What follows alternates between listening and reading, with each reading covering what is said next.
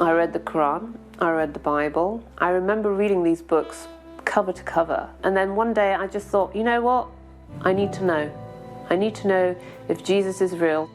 Raisa was born in a religious Shia Muslim family in South London and grew up learning the Islamic faith.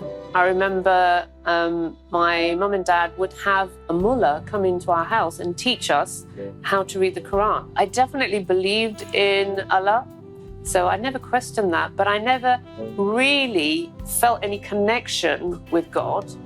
Raisa's family were quite conservative. They wanted her to follow the Islamic faith, but also keep her away from Western culture.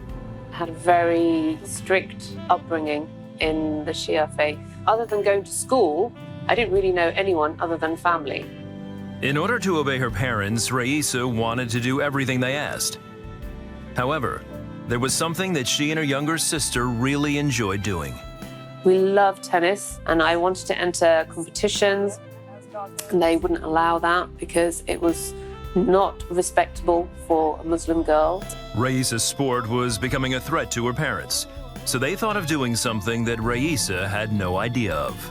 They explained to us that we were getting too Western, and they wanted us to experience their culture. And then after that, we went to Pakistan, and we were sat down one day, and my parents said, we have decided that you're not going back to England, that you're going to stay in Pakistan, and we're going to find you suitable husbands. I'd never ever thought something like that would happen to me, and it actually made me feel completely alone. I felt like, oh my goodness. They stayed there for several months while Raisa's parents were hunting for their husbands. And then one night, when her parents were asleep. We can't just sit here and wait for our parents to marry us off. Raisa and her sister asked the security guards to help them run away, but they didn't know what was coming up next. Well, basically, we trusted these guys to help us to escape, and they took us and they said, oh, well, the taxi's going to come a bit later. So in the meantime, they were trying to get a bit friendly with us, and we were not having any of that. So in the end, what happened was that they took us back home and literally threw us back into the front of the house. She had to pay for the mistake she had made. Her parents forced her to marry a man from India and flew back to England after the wedding, not knowing that they had made the biggest mistake of their lives. I was suddenly married to someone that I didn't really know. It just turned out that he didn't want to be married to me, and he actually wanted to come to England and have a job. His plan was for me to go back to England and sort out all his paperwork. She flew back to England broken and hurt. There were many questions on her mind. Raisa even questioned her belief in Allah. She didn't do the paperwork for her husband or return to India.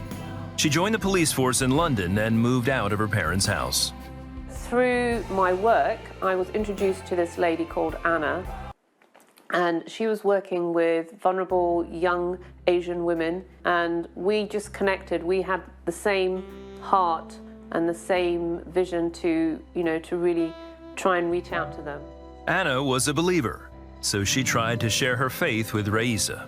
She was a very selfless person, and although I was not a bad person myself, I could see that there was something missing in my life that she had. Raisa was trying to recover from what she'd gone through. She didn't have the courage to believe again in anyone. Just because I was so curious, I just said, look, what's so special about Jesus? I said, just tell me, why do you love Jesus so much? I just thought it's the most crazy thing. She told me who God was. That was so different to what I'd been taught. I was taught that Jesus was a prophet and he was like Mohammad. But hearing Anna's explanation of how actually Jesus was God in human form, coming and then giving his life and dying so that we could have a relationship with God, and I thought, well, what if this is true? What if Jesus really is God and I'm believing in Mohammed and Allah and, but what if this is not the truth? So for me then, from that point onwards, I was determined to find the truth about God. Who is God? And I just knelt down and I just prayed to God, and I said, Jesus, if you are real, if you are who you say you are, then I hear your voice, that you're knocking on the door. I open my heart and I want you to come in. Suddenly, the minute I said that, it just felt like I was flooded with love. It was an instant feeling of being washed and accepted, and I knew then that this Jesus is real. Worry and fear and everything was just like washed away. This love that I just felt complete. I knew I had met God, I had met Jesus. The Bible is the final word. It is the word from God. You know, in the Qur'an, it does say that Jesus is the word of God. Raisa gave her life to Jesus that day and never looked back. She's now married to a godly man named Richard, and they live in Hereford with their 3 beautiful children. Raisa runs a cookery class and testifies to the love of Jesus with others, especially women who have gone through similar situations in life. Her family never accepted her back after she became a Christian, but Raisa found a new family in Jesus, which is eternal. God is always with me. He'll never leave me or forsake me. And I also believe that He will bring my family together and bring my family to Him as well. I do believe that.